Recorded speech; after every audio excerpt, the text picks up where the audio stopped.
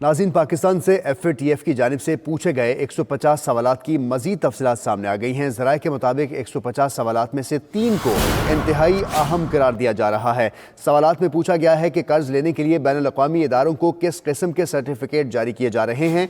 कर्ज की रकम को तखरीबकारी में इस्तेमाल होने के खिलाफ इक़दामात के सर्टिफिकेट जारी करना लाजिम है। बात करेंगे, इकराम होती हमारे साथ मौजूद है। इकराम, बताइएगा 3 हसास सवालात के हवाले से क्या अबहाम है FATF को?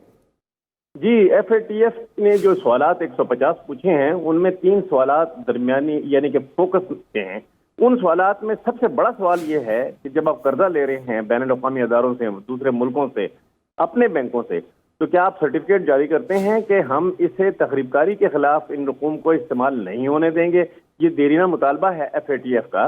उस सर्टिफिकेशन के लिए लाजमी है कि स्टेट बैंक, FIA और FBR ये तीनों अपने अफसरान को ट्रेनिंग दें ताकि वो तखरीबी कार्रवाइयों को रोकने के लिए इन रकूम को तखरीबी तंजीमों के पास न जाने दें।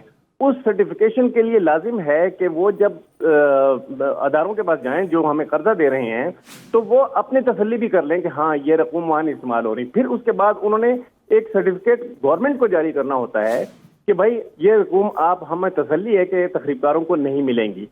इस डबल सर्टिफिकेशन के बाद FATF पाकिस्तान को ग्रे लिस्ट से निकाल लेगा, लेकिन उस पे काम चूंकि बहुत अरसा से नहीं हुआ और तरबियत भी नहीं हुई अफसरान की इसमें, लिहाजा FATF ने इसका बड़ा सख्ती से नोटिस लिया है। और ये जो आइंदा मीटिंग होने जा रही है चाइना में, उस मीटिंग में इस पे सवालात उठेंगे और अगर उस वक्त तक इन्होंने अपनी सही क्लियर रिपोर्ट न दी तो पाकिस्तान के लिए बहुत बड़ी मुश्किलात खड़ी हो जाएंगी।